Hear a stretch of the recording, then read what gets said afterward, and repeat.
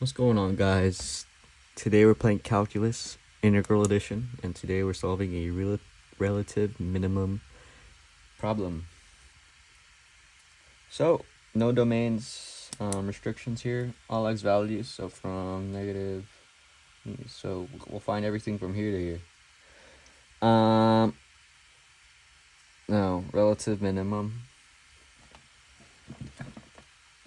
Whenever you hear minimum at all, you're gonna think when f prime of x equals 0. Now, for minimum, think NP. You're gonna know what I think. You're gonna know what I'm talking about in a bit. But first, let's get this to this. So let's rewrite the equation. So thankfully, it's only x, so we don't have to do any chain rule stuff here.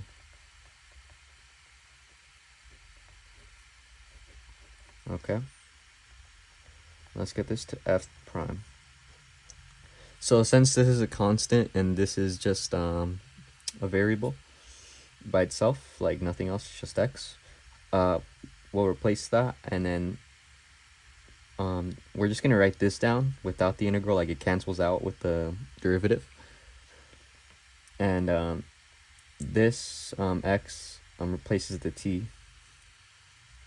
So x minus. Okay, now we got it. Now let's get this equal to 0. Now it equals 0. Now let's factor out an x because you can. Now let's factor again. Factor inside of a factor. And so, what could this possibly be? Alright. Now it's this. Okay.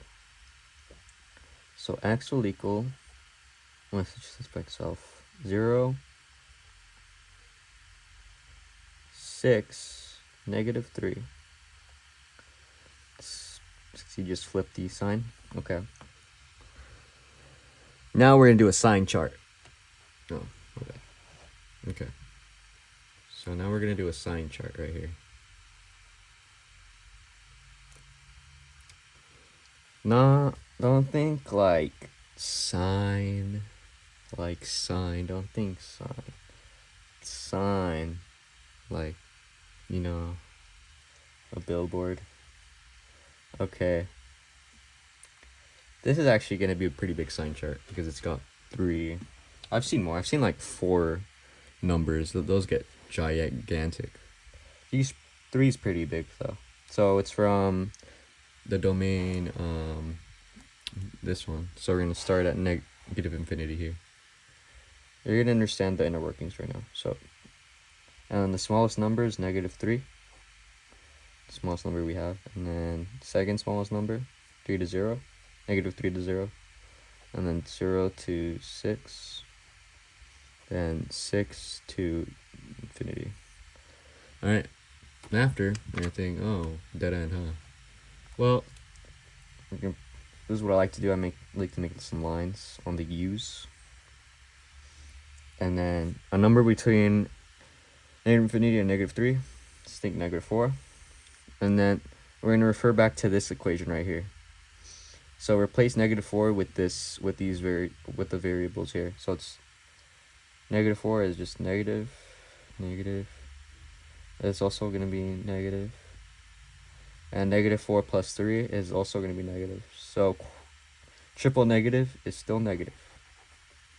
So negative, positive. We're going to look for that. So negative 3 to 0, let's think negative 1. So plug negative 1 into x, that's still going to be negative. Negative 1 plus negative 6 is still negative. However, this beats it now, so it's going to be positive now. Since negative 1 plus 3 is still positive, so you're going to do plus. And now we have a candidate. So when it goes from negative to positive, that's when you have That's when you have a minimum. So we confirmed to have a minimum at -3. Now we might have another one right here.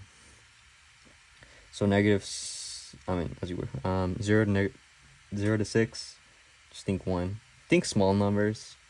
So now that's gonna be positive since it's just x, and then that's still gonna be negative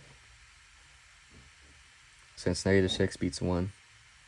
And since they're both positive right here, 1 plus 3 is gonna be plus. It's gonna be negative again.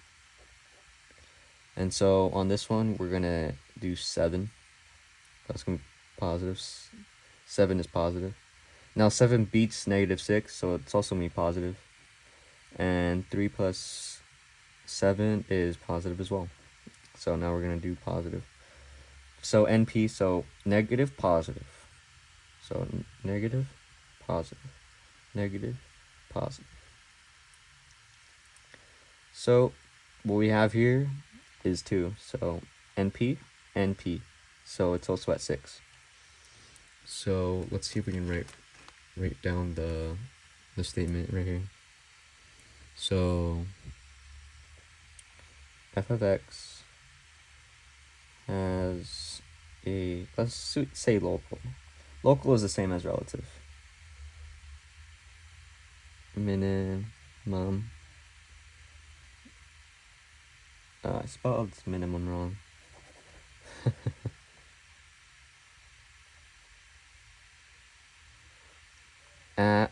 Since it only asks you for the x values, I want to determine all x values. It doesn't ask you where the actual minimum is, which would be the y value as well. So you don't have to do all that, thankfully.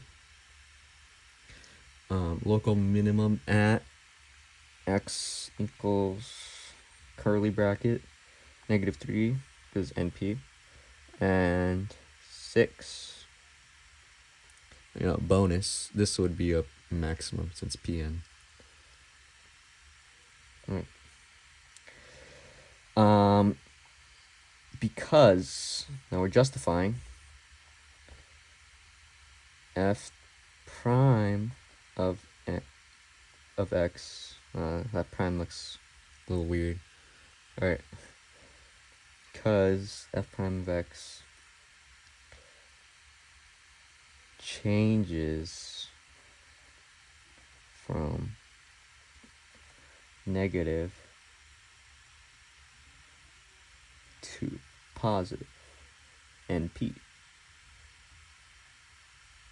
at x equals -3 and 6. Boom. You got the answer. Let me check on Deadsmouse here. -3 and 6. There we go. We've done it.